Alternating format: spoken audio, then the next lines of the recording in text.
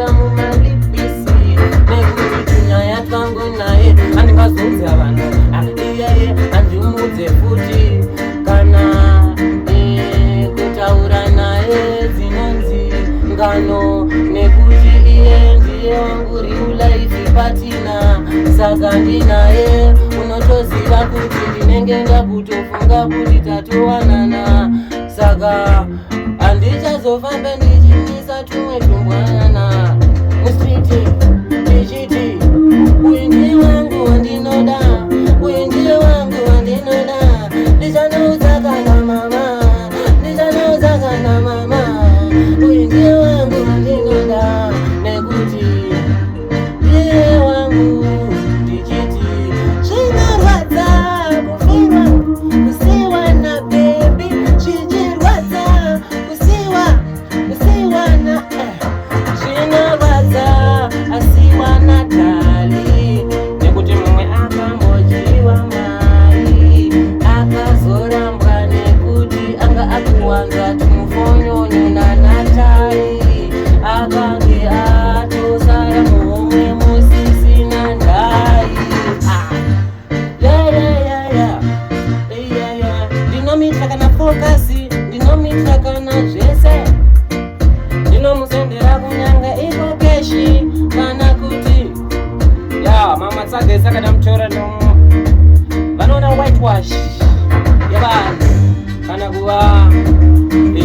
vanenge wash anobva aita wash kusiwa zvinorwadza kusiwa na bebi zvinorwadza kusiwa na bebi waunoda kusiwa ni waunoda uchinyatsomuda inini ndakange ndanyura murudo ndanyura ndakange ndabiwa nemwana akandinakira ndaitoti tachagara chose ndaitoti achindidza zvose ndaitoti ndiyoniwa zvose ndaitoti ndaiti zvarakadenga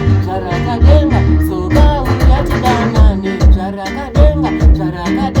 dzoka uyatidanane sori ndinenda kubvunza unoendepi bayaba wazondipindura unodei manje ini ndozvitaura ndingatyei kuti ndokuda ini bebi ndokuda kuti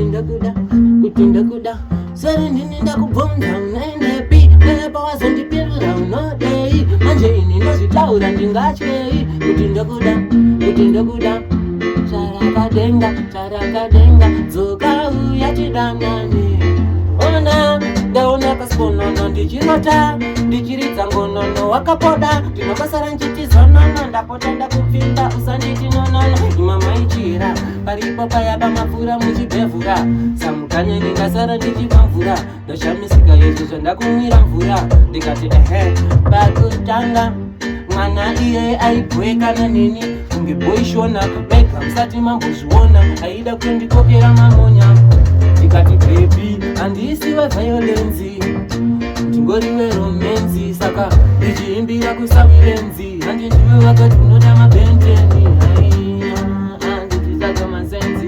nekuti ndiwe unoita ndiwane senzi nekuti ndiwe unoita kuti nditende kuti nekuti ndichitoti oh my father haleluya imwana uyu aiwainenda muruta ndatinda aiwanini ndamuimbira ndainda